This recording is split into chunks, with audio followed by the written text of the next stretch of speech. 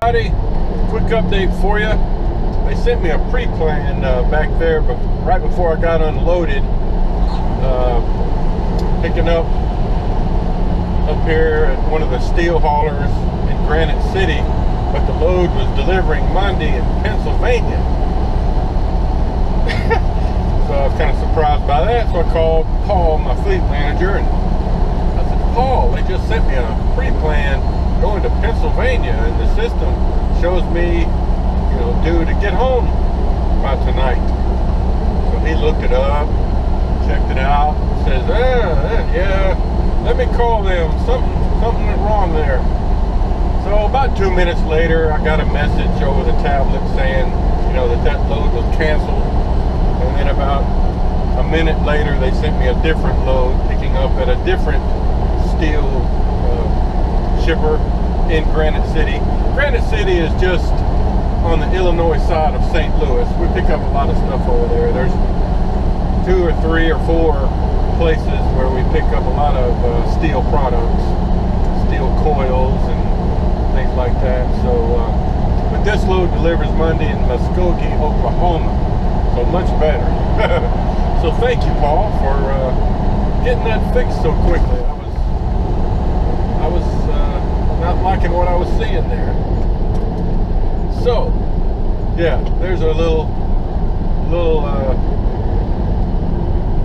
example of something. You need to be paying attention to your stuff. And the quicker you respond, the better. Because if I hadn't been paying attention to my tablet, because I was expecting them to send me some load information, and I was in and out of the truck helping the unloader put those little runners on each section of drywall as he unloaded it. Then I would jump in the truck, check it out. So I called immediately, and they were able to, look it up, get it fixed pretty quick. So no big deal. Everything's working out good. It's about 8:30 a.m. and I noticed that my pickup appointment time was noon.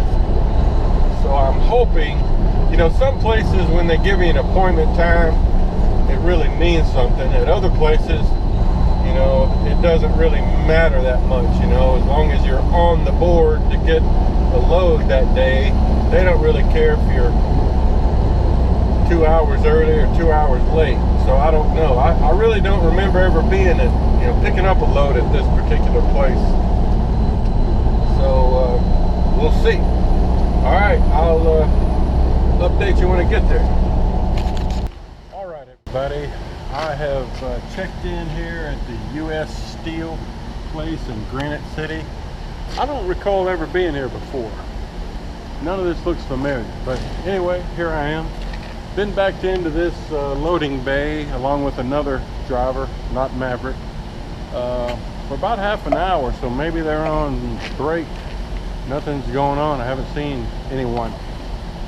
So, but it gave me time to get set up.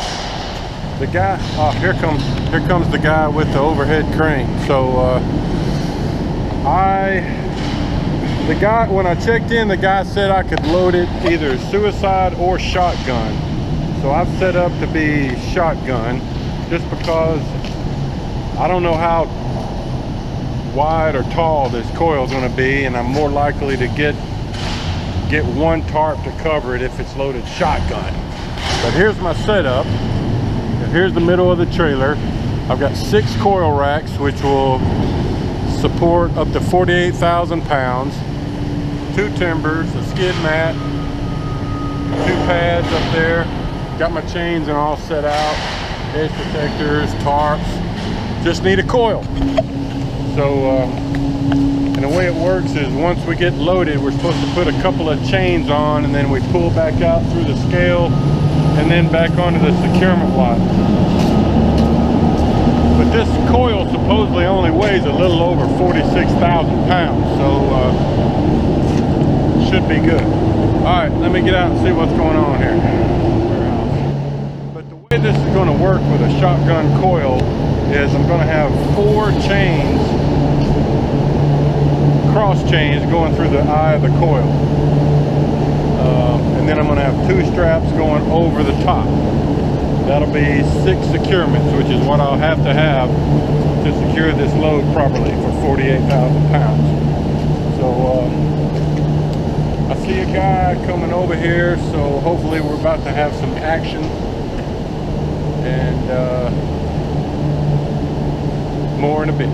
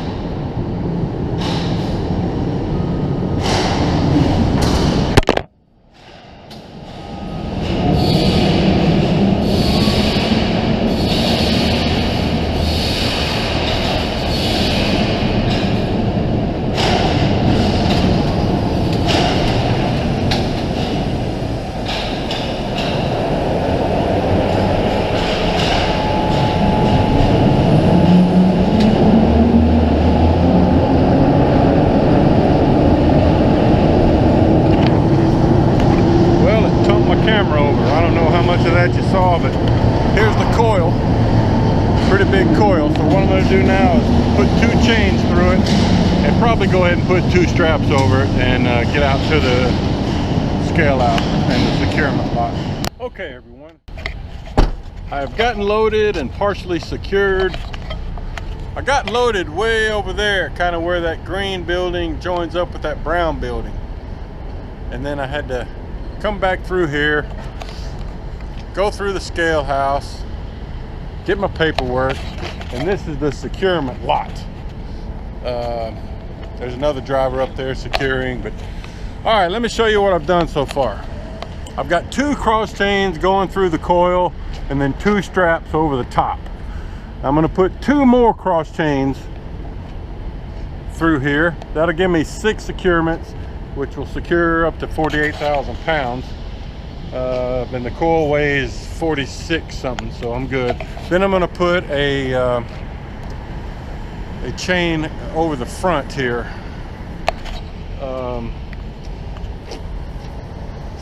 And then throw a canvas tarp over it, and then should be able to cover it with one of my vinyl tarps. So this front chain, if you're not familiar with that, that's just to extra safety measure to stop any forward motion should it need be. It's not really part of the weight securement. So all right, let me get to work. All right guys, I want to show you real quick before I start tarping. Got 4 cross chains going through the eye of the coil, padded edge protectors, 4 chains crossing through the eye of the coil.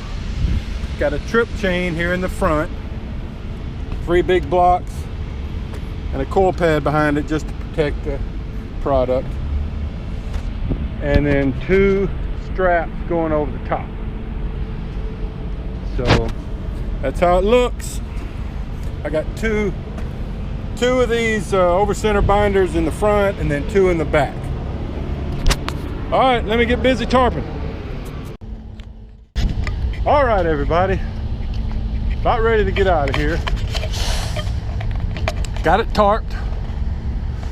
I put a canvas tarp over it just to protect the vinyl tarp, and then 1 vinyl tarp. I had another driver help me. He obviously does things a little different than me. He tucked it in a little different, but that's okay. So just doing a little check here, make sure I hadn't left any bungees laying around or a toolbox open. You got to walk around and make sure your strap is tight, your boxes are shut, You didn't leave any bungees or anything sitting around. You know, just got to walk around the truck and make sure, you know, all your stuff is put away. So that's what I'm doing.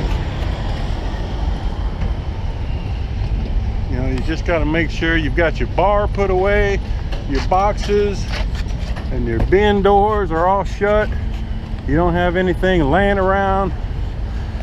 Your strap is tight. Oh, see, there's a bungee right there. That would have flown out down as soon as I got on the freeway. And there's a rock that could end up on somebody's windshield. All right, so I guess we're good. I'm gonna send in my leaving shipper and hit the road, heading home.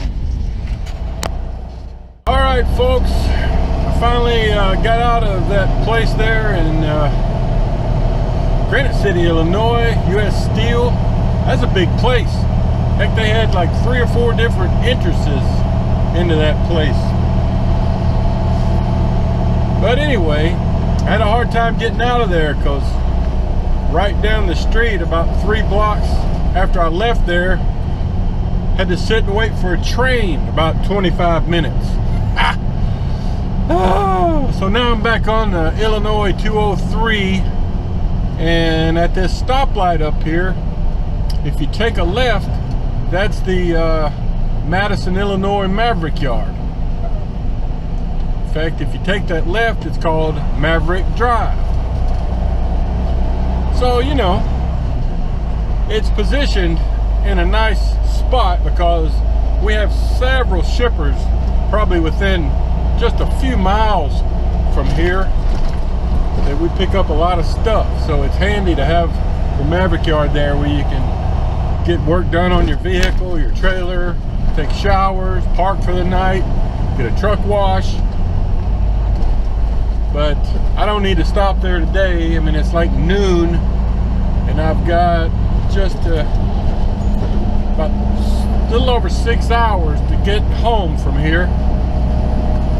So I've got enough time to do it, so I'm gonna just head on home. Anyway, giving you a little footage of this side of St. Louis. Oh, well, yeah, don't mind that red light, sir.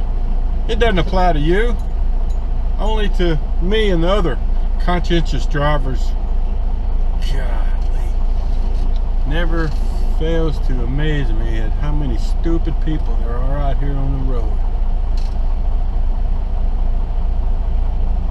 Anyway, before I get any madder, oh, one more thing. You know, right before I left back there, I was in the, you know, the securement lot, just about to leave, and there was this this other driver, not a Maverick driver, that had just pulled up beside me to start, you know, finishing his securements and tarping. And he was asking me, he looked at my tarp, you know, because I was already done, and he was like, how'd you get your tarp to do that? He said, is that a coil tarp? And I'm like, nah, I don't know that it's a coil tarp. It's just what we call our 4-foot tarps, you know.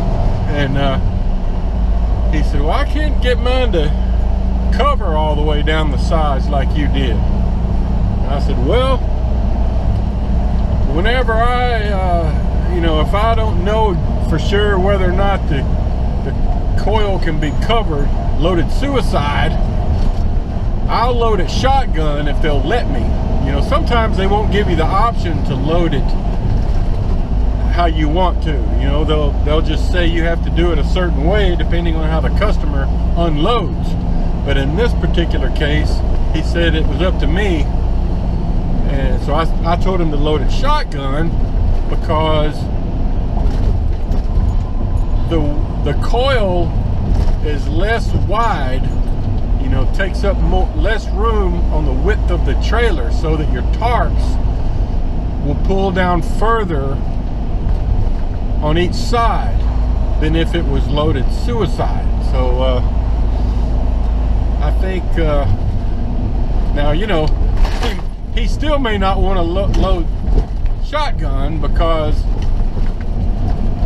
you know, if you're loading shotgun, you have to, or at least Maverick, you know, you're supposed to put a trip chain on the front. And, you know, some people just don't want to load shotgun because, you know, you have to do the X chains and straps over the top. They'd rather just load suicide. And to me, though, I don't mind loading shotgun at all. I can do that just as easy as suicide. And I know then I can use my smaller target. There you go. All right, I'm gonna get down the road.